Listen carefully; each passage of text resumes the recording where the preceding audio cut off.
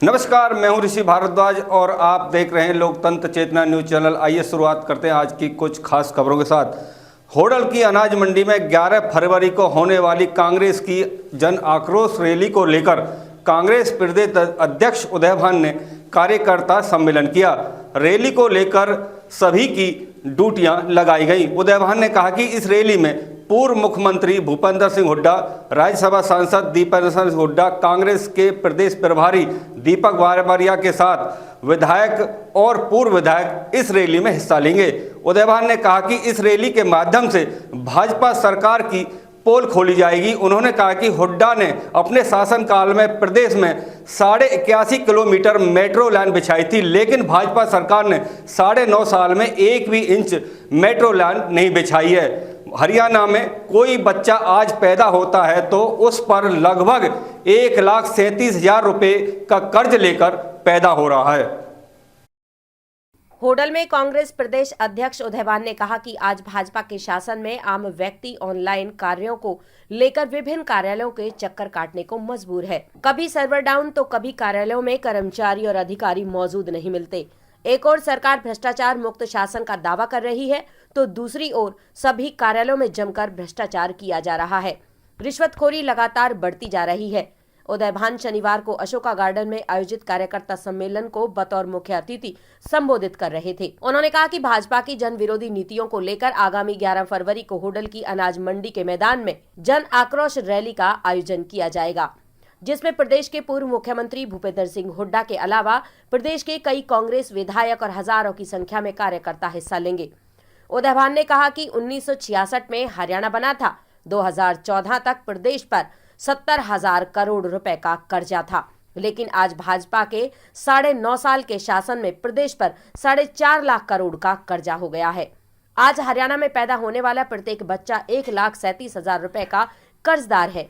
उन्होंने कहा कि जब प्रदेश में कांग्रेस की सरकार थी तो 81.5 किलोमीटर मेट्रो रेल की लाइन बिछाई गई थी, लेकिन भाजपा के शासन में 1 इंच भी मेट्रो की लाइन नहीं बिछी है। हुड्डा सरकार में 4 बड़े बिजली के कारखाने लगाए गए थे और बिजली भी सरप्लस थी।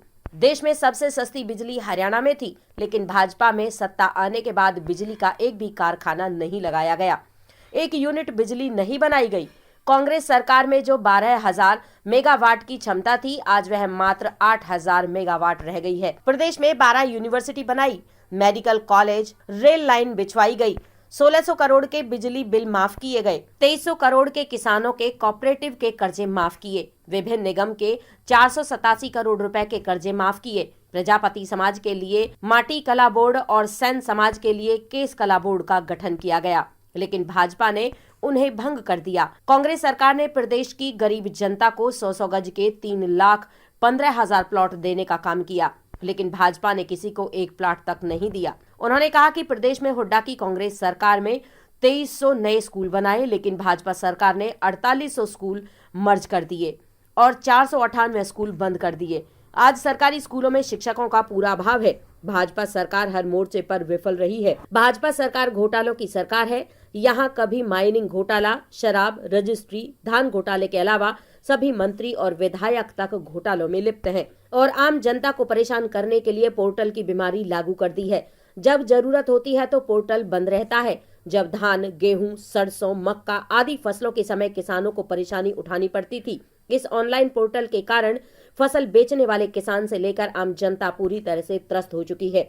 इस पोर्टल के कारण ही प्रदेश के 9.5 लाख गरीबों के राशन कार्ड काट दिए गए, 5 लाख बुजुर्गों की पेंशन काट दी गई है। स्टाफ सिलेक्शन कमीशन के पर्चे 33 बार लीक हुए हैं।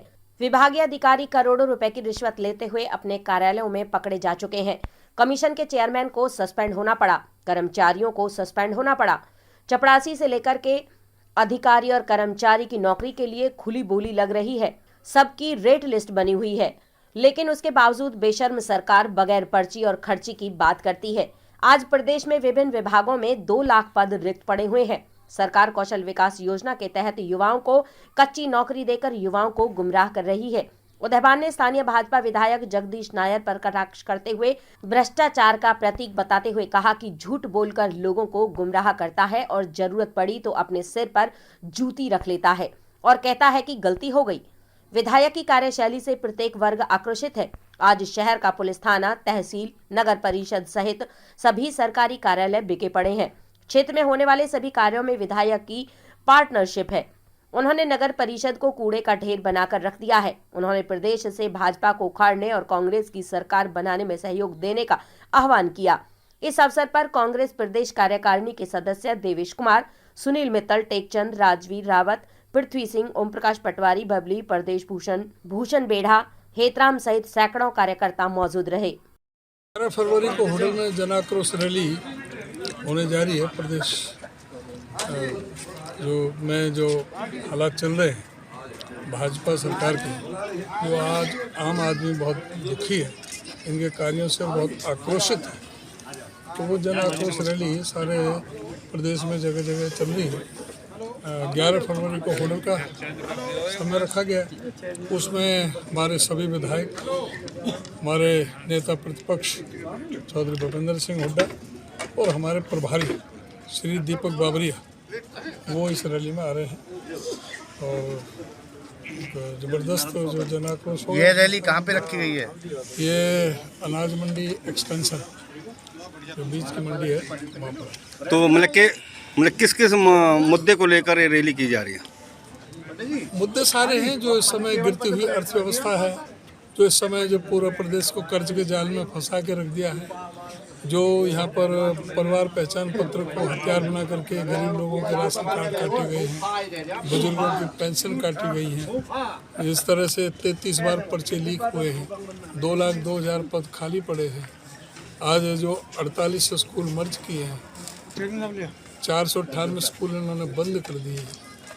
आज अध्यापकों के पद घटाए जा रहे हैं, उसके बाद भी 25,192 पद खाली पड़े हैं।